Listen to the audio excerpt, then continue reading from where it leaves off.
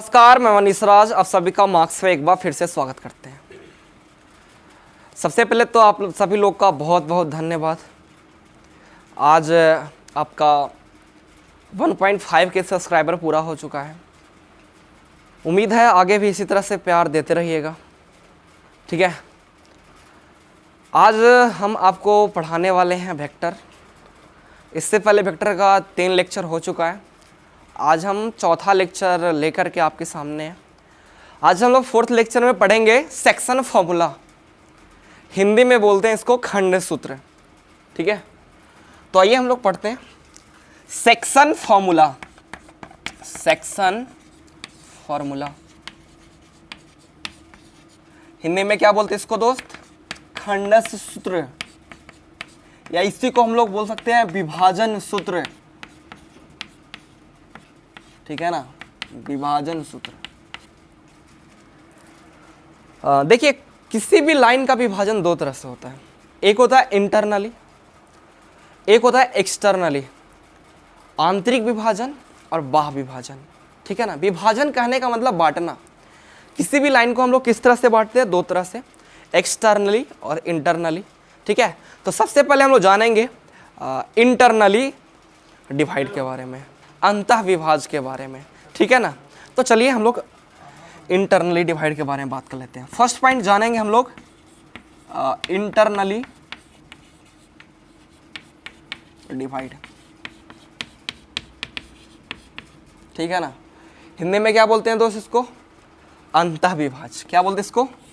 अंतः विभाज। अंतः विभाज मतलब अंदर से जो लाइन अगर विभाज करे, बांटे, उसी को बोलते हैं अंतः विभाज, ठीक है ना।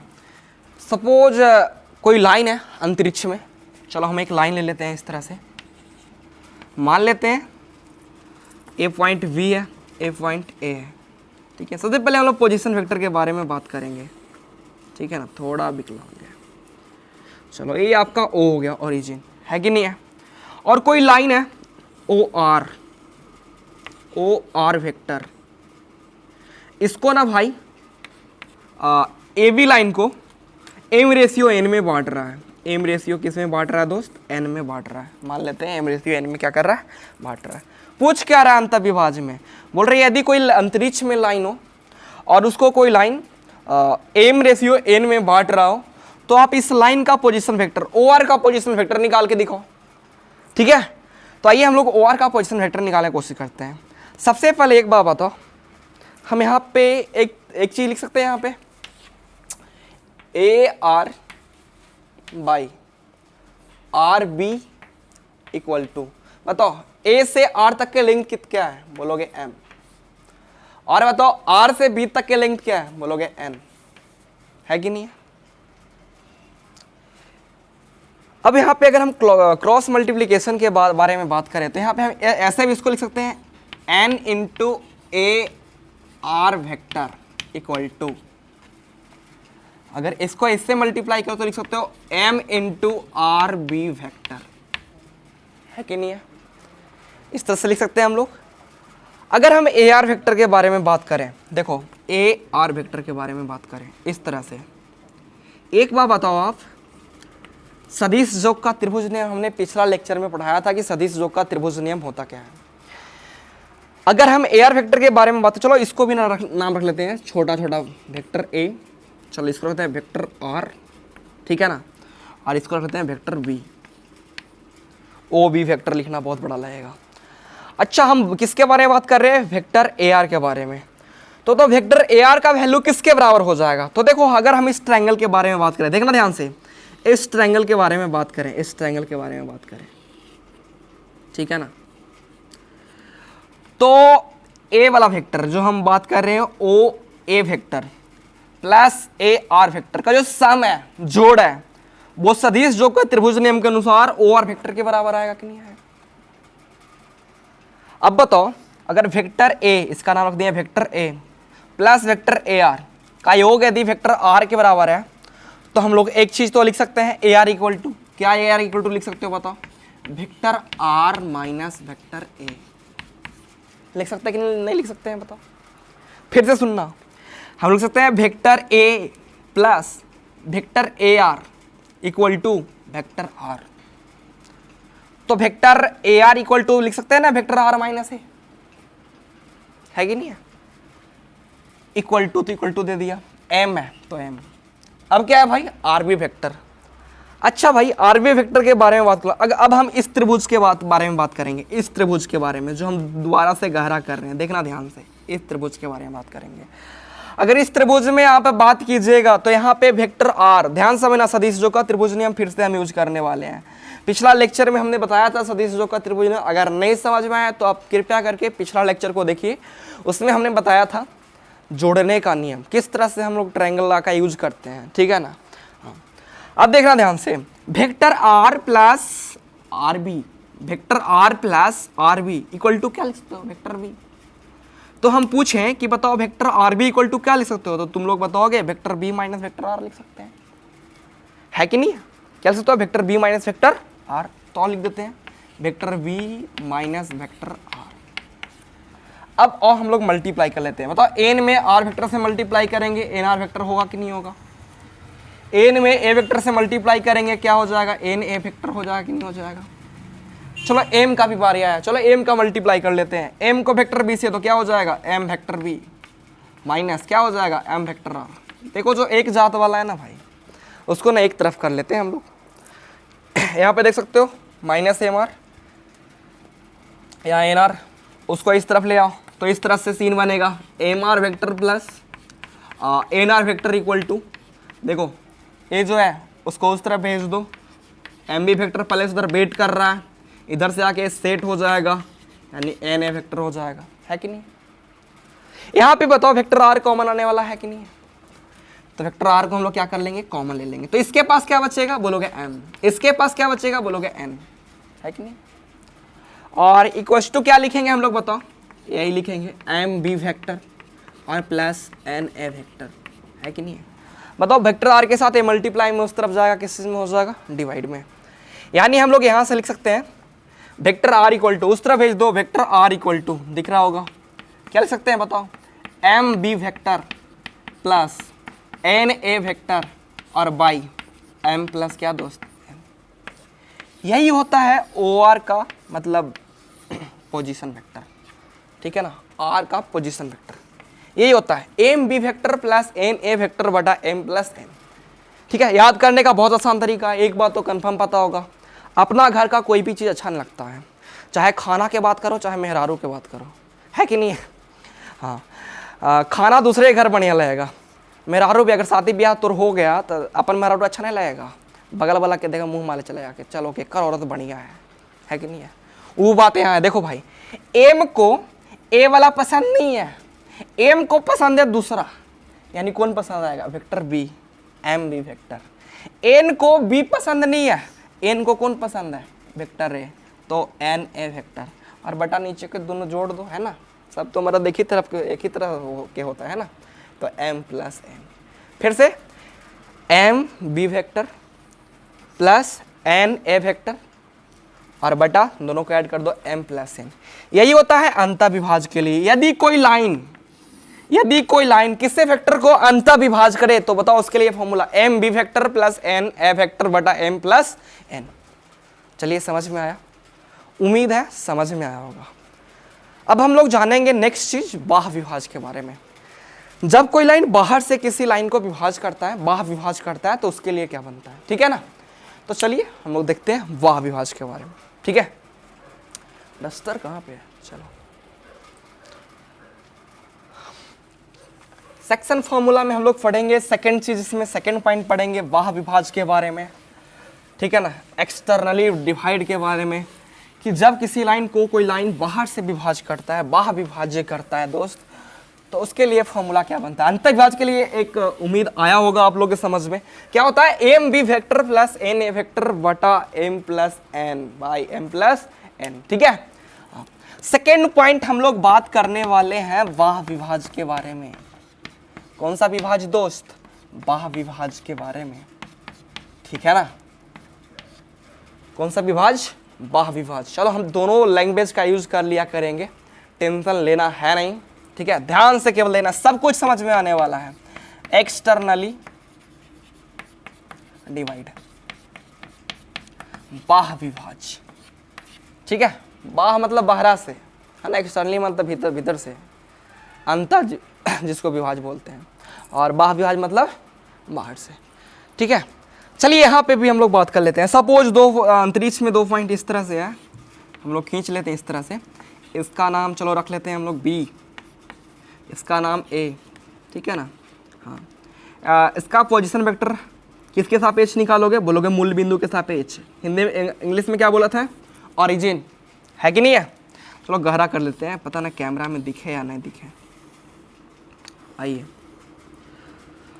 लेकिन अबर जो लाइन है अंदर से नहीं, कहाँ से विभाज्य कर रहा है? बाहरा से। कहाँ से दोस्त? बाहरा। बाहरा समझते हो ना, बाहर से। मेरा लाइन ना दोस्त एकदम आदत सा हो गया विकलांग खींचने का। ठीक है, अभी थोड़ा थोड़ा सही पता नहीं हुआ होगा, लेकिन लाइन टेढ़ा हो गया। चलो मैनेज कर लेना।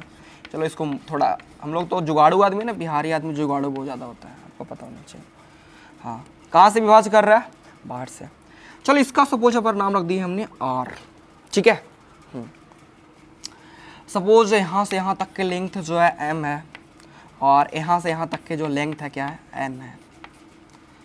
इसको हम लोग वेक्टर A बोल लो, इसको बोल लो वेक्टर B, इसको बोल लो वेक्टर R। ठीक है ना। चलिए यहाँ पे अगर रेशियो की बात करें तो बताओ AR बाई BR लिख सकते हैं, AR बाई BR, है ना, इक्वल टू क्या लिख सकते हो बताओ? A से R तक के लेंथ कितना है? बोलोगे M, तो M। B से R तक के लेंथ को हमने कितना बोला है? बोलोगे N, तो चलो N रख दिया। क्या करोगे? क्रॉस मल्टीप्लीकेशन, है ना, तिरछा तिरछी गुना जिसको बोलते हैं, मगर क्या होता है ना, तिरछा तिरछी ऐसे। तो गुना कर लेते हैं। बताओ N को AR से मल्टीप्लाई करोगे तो N into AR vector equal to, तो अगर M को VR से मल्टीप्लाई करोगे तो क्या हो जाएगा? M into VR। चलो वेक्टर के फॉर्म लिख सकते हैं ना, मैग्नीट्यूड वही तो आने वाला है ना। BR वेक्टर का अगर मैग्नीट्यूड निकालोगे तो केवल BR लिख सकते हैं हम लोग। तो हम लोग इस तरह से लिख सकते हैं, है कि नहीं है? ये आपका प्रॉपर्टीज में हमने पिछला लेक्चर में बताया था ऐसा। अब एक बात बताओ, N तो जिंदाबाद जिंदाबाद कर रहा है, बोले क्यों कर रहा है? सरवा कांस्टेंट है ना, कोई छुए वाला ही नहीं है। जो नहीं बोले थे रंडवा, पूरा केरो से काम है नहीं। हम अब किसके बारे में बात करें? AR वेक्टर के बारे में। अब बताओ AR वेक्टर के बारे में अगर बात करें तो फिर से समझना, सदिश जो का त्रिभुज ने अगर इसको प्रूव करना चाहते हो तो उसको मतलब क्लियर होना बहुत बहुत जरूरी है। अगर वो आता है आपको तो इसको पूरा के पूरा समझ में आने वाला है, इसमें कोई भी कहीं पे दिक्कत होने वाला है नहीं। इसका डायरेक्शन इस तरफ से है। चलो हम डायरेक्शन बनाना भूल जाते हैं बार बार, अब सुधार लेते हैं। चलो ठीक है ना। एक बार बताओ हम किसके बारे में बात कर रहे हैं? AR vector, AR vector. फिर से सुनना, हम अगर बात करें OA वेक्टर प्लस किसका? AR वेक्टर का जो सम है ना दोस्त, किसके बराबर आ जाएगा? तो तुम बताओगे कि इसका सम जो है वेक्टर R के बराबर आएगा। किसके बराबर आएगा दोस्त? वेक्टर R के बराबर आएगा। तो AR वेक्टर के जगह पे हम लोग लिख सकते हैं, क्या लिख सकते हैं बताओ? Vector R minus vector A। क्या लिख सकते हैं दोस्त? Vector R minus vector A equal to M है ना, चलो M इंटू, अब हम किसका बात करेंगे? तो बोलोगे BR वेक्टर का। तो बताओ BR वेक्टर की अगर बात करो तो बताओ कैसे होगा? BR वेक्टर में क्या होने वाला है? तो VR वेक्टर में आपका आने वाला है ये R माइनस A वेक्टर नहीं होगा। अगर इस ट्रायंगल की बात करो, अगर इस ट्रायंगल के बारे में बात करो तो इस ट्रायंगल में इसका डायरेक्शन इस तरफ है, इसका डायरेक्शन इस तरफ है, इसका डायरेक्शन इस तरफ है, तो इसको योग को ये वाला बताने वाला है ना, तो वेक्टर R माइनस से सही। चलो M इंटू, अब BR वेक्टर के बारे में बात करें तो BR वेक्टर A रहा आपका, तो इसको हम लोग लिख सकते हैं क्या बताओ? BR vector equal to vector R minus vector B लिख सकते हैं। चलो लिख देते हैं vector R minus vector B लिख दिया हमने, है कि नहीं है? आगे चलो इसको अगर मल्टीप्लाई करो तो NR vector minus NA vector equal to MR vector minus MB vector, है कि नहीं है? अब एक काम कर लेते हैं हम लोग, ये बताओ ये पूरा पार्ट माइनस में तो इस तरफ आएगा, किस में हो जाएगा? तो प्लस में MB वेक्टर माइनस इधर जिंदाबाद जिंदाबाद कर रहा है NA वेक्टर। बताओ ये पूरा पार्ट प्लस में उस तरफ जाएगा, किस चीज में? माइनस में। पहले से उधर कौन था? MR वेक्टर, इस तरफ जाएगा तो माइनस NR वेक्टर, ठीक है ना? समझ में आ रहा है? एक उम्मीद आ रहा होगा। बताओ यहाँ पे कॉमन क्या आने वाला है, बोलोगे वेक्टर वी आर कॉमन आने वाला है, तो इधर जो बच रहा है उसको फिर से लिख दीजिए, M B vector minus N A vector equal to vector R. अगर कॉमन लोगे तो क्या बचेगा, एम माइनस एन। बताओ वेक्टर आर के साथ मल्टीप्लाई में इस तरफ आएगा तो किस चीज में हो जाएगा, डिवाइड में। यानी वेक्टर आर इक्वल टू क्या लिख दोगे डायरेक्टली, बताओ जल्दी, M B vector minus N A vector और बटा में बताओ एम माइनस एन। देखो यदि किसी लाइन को कोई लाइन एक्सटर्नली डिवाइड करे, एक्सटर्नली मतलब बाहर से जब काटे, तो उसके लिए फॉर्मूला होता है M B vector minus N A vector बटा एम माइनस एन। कुछ भी नहीं था, जैसे आपने एक्सटर्नली को याद इंटरनली को याद किया उसी तरह से एक्सटर्नली है, वहां पे पॉजिटिव साइन था, बीच में यहाँ पे क्या है, निगेटिव है। समझ में आया?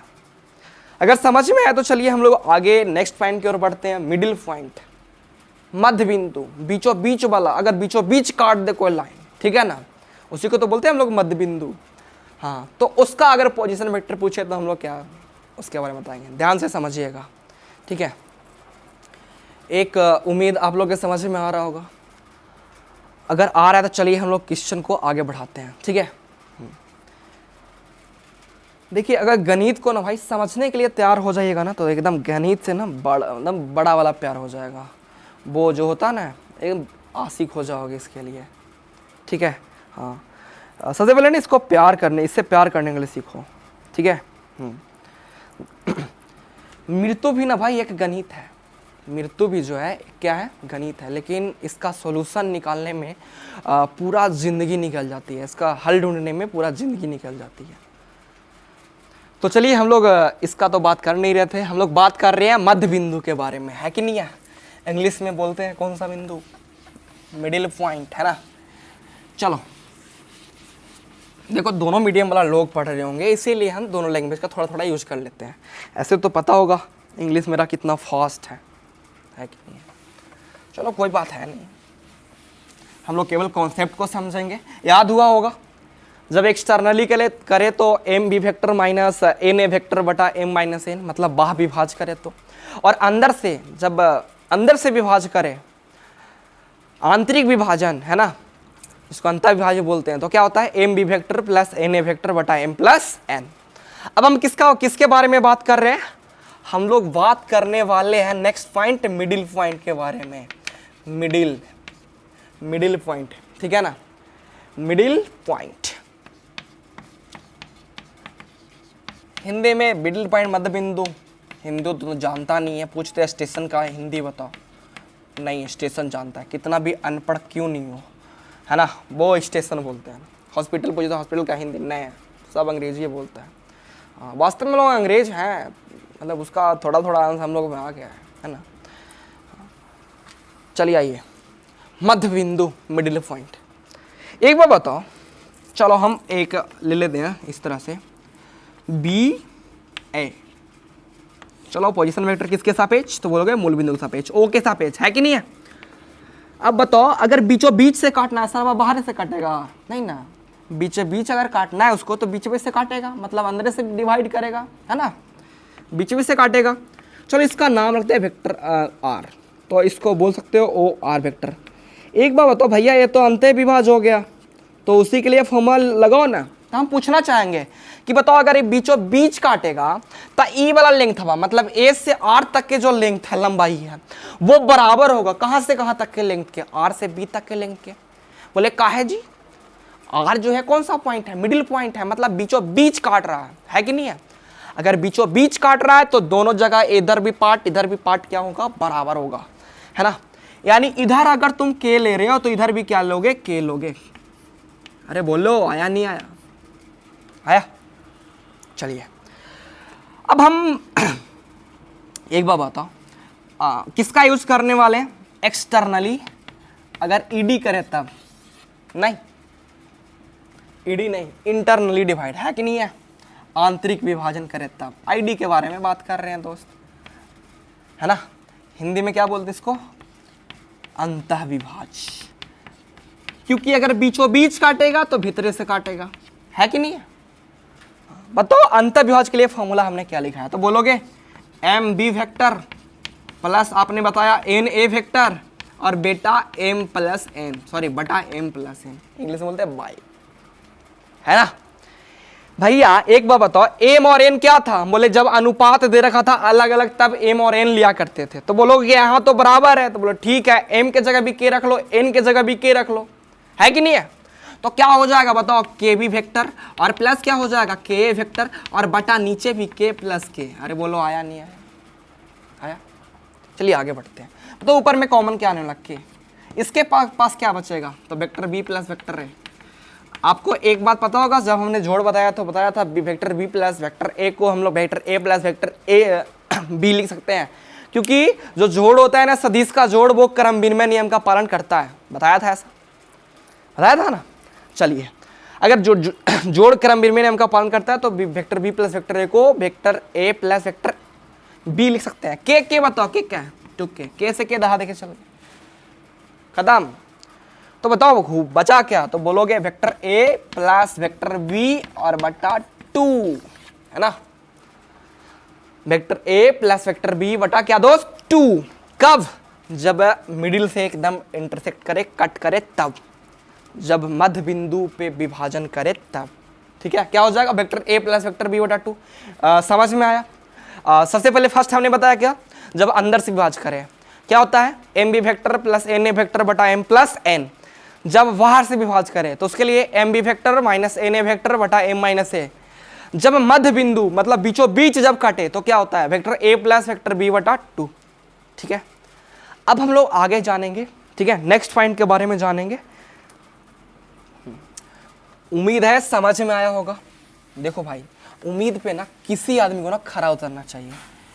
उम्मीद को कुंवारा मत मार दो, कुंवारी। उम्मीद है ना लगभग स्त्रीलिंग है ना, उम्मीद ना कुंवारी मरना नहीं चाहिए। चलिए आइए नेक्स्ट पॉइंट के बारे में बात कर लेते हैं। चलिए अब सेंट्रॉइड के बारे में बात कर लेते हैं। सेंट्रॉइड मतलब होता क्या है, इसके बारे में जानते हैं।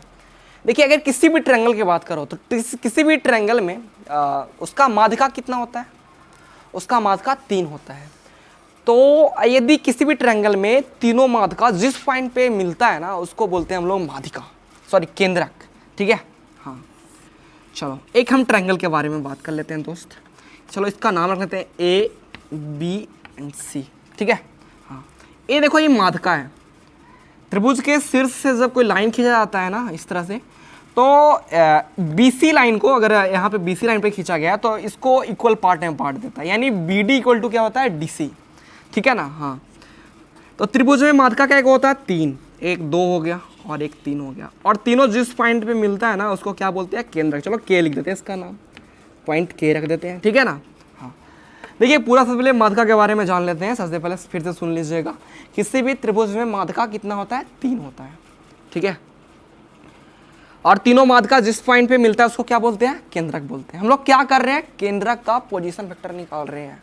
किसी भी ट्रायंगल में केंद्रक का पोजीशन वेक्टर निकाल रहे हैं। कब? जब इस सभी का ए बी सी का पोजीशन वेक्टर पता होता है। सपोज सी का पोजीशन वेक्टर पता है, सी का पोजीशन वेक्टर पता है वेक्टर सी, बी का पोजीशन वेक्टर पता है, पी भी पता है, शॉर्ट नाम लिख लेते हैं हम लोग वेक्टर वी, और ए का भी पोजीशन वेक्टर सपोज पता है मेरे को, ए का पोजीशन वेक्टर दे रखा हो क्वेश्चन में, पी भी दे रखा हो वेक्टर ए। ठीक है ना, हाँ। तो सबसे पहले बताओ, यदि हम BC लाइन के बारे में बात करें तो उसमें D क्या है? तो बोलोगे मिडिल पॉइंट, मध्य बिंदु। हम पूछेंगे बताओ, यदि B और C का पोजीशन वेक्टर पता हो तो मध्य बिंदु के लिए फॉर्मूला याद है मिडिल पॉइंट के लिए? बोलेंगे हाँ। मध्य बिंदु मतलब D का पोजीशन वेक्टर, क्योंकि BC का मध्य बिंदु है D, यानी D का क्या निकाल रहे हैं हम लोग? पोजीशन वेक्टर, है ना, पोजीशन वेक्टर PV निकाल रहे हैं हम लोग। ठीक है ना, ध्यान से समझिएगा। क्या हो जाएगा? तो बोलोगे कि मध्य बिंदु के लिए आपने फॉर्मूला बताया है, दोनों वेक्टर को जोड़ लो और 2 से क्या कर दो? डिवाइड कर दो। तो बताओ किसको किसको जोड़ोगे? तो बोलोगे वेक्टर B को जोड़ लें और वेक्टर C को, और किससे डिवाइड कर दो? 2 से। यही तो है D का पोजीशन वेक्टर, है ना। हाँ। हम लोग निकालना किसका चाह रहे थे? K का। एक बात और जानना है आपको, माध्यिका अगर एक दूसरे से मिलता है ना तो इसको 2:1 में बांटता है। कितना रेशियो 1 में दोस्त? 2:1 में बांटता है। ध्यान से समझिएगा, कितना रेशियो, कितना? 2:1 में बांटता है। एक बार बताओ, यदि हम AD लाइन के बारे में बात कर ले तो इसको जो लाइन कट कर रहा है ना वो अलग अलग रेशियो में कर रहा है, यानी M अनुपात N में कट कर रहा है। और कहाँ से काट रहा है, अंदर से कि बाहर से, तो बोलोगे अंदर से। तो बताओ जब अंदर से काटता है तो अंतर्विभाज के लिए फॉर्मूला हमने बताया था, क्या होता है, M B vector plus N A vector बटा एम प्लस एन, ठीक है ना। यानी यदि तुम के का पोजीशन वेक्टर निकालना चाहते हो, तो के का पोजीशन वेक्टर, के का पीवी निकालना चाहते हो, तो किसका फॉर्मूला लगाना पड़ेगा, तो अंतर्विभाज के लिए क्या होता है। सबसे पहले डी का पीवी हम बात कर ले, डी का भी पीवी का बात कर लेते हैं, क्योंकि पीवी का जरूरत होता है, पोजीशन वेक्टर के बारे में बात करते हैं हम लोग। तो इसका क्या लाए आप लोग, vector B plus vector C और बटा कितना, 2 है कि नहीं। हम किसका पोजीशन वेक्टर निकालना चाहते हैं, के का। के क्या है, त्रिभुज का केंद्रक है, सेंट्रोइड है। केंद्रक किसको बोलते हैं, यदि किसी भी ट्रायंगल में तीनों माद का जिस पॉइंट पे मिलता है उसको केंद्रक कहते हैं हम लोग, है कि नहीं है। यदि के का पोजीशन वेक्टर निकालना चाहते हो तो ये आपका एम का वैल्यू, चलो इसको एम बोल लो, इसको क्या बोल लो, एन बोल लो, चलो एन का वैल्यू है, ठीक है ना। फॉर्मूला क्या होता है, एम को कौन पसंद आएगा, डी का पोजीशन वेक्टर या ए का, खुद का बोलोगे डी का, तो क्या हो जाएगा बताओ। सबसे पहले लिख देते हैं फॉर्मूला अंतर्विभाज के लिए, एम बी वेक्टर बटा एन ए वेक्टर बटा एम प्लस एन, है कि नहीं है। एम का वैल्यू हम पूछ रहे हैं, बताओ एम का वैल्यू कितना है, एम का वैल्यू कितना है, 2। वेक्टर बी के जगह पे डी का वैल्यू, यानी किसका value, vector B plus vector C और बटा कितना, 2 प्लस एन, एन का वैल्यू बताओ, बोलोगे 1, है कि नहीं है। वेक्टर ए यही है बेचारा, और बटा एम प्लस एन, तो एम का वैल्यू 2 और एन का वैल्यू 1, यानी 2 प्लस कितना हो जाएगा 1। बताओ 2 से 2 कैंसिल आउट हो गया कि नहीं हो गया। अगर बढ़िया से लिखना चाहते हो तो इस तरह से लिख सकते हो, बचा यहाँ बी प्लस सी और 1 में इससे मल्टीप्लाई करोगे, यानी वेक्टर ए ही आएगा, यानी हो जाएगा ऊपर vector A plus vector B plus vector C बटा कितना, 3, 2 और 1 कितना बना, 3।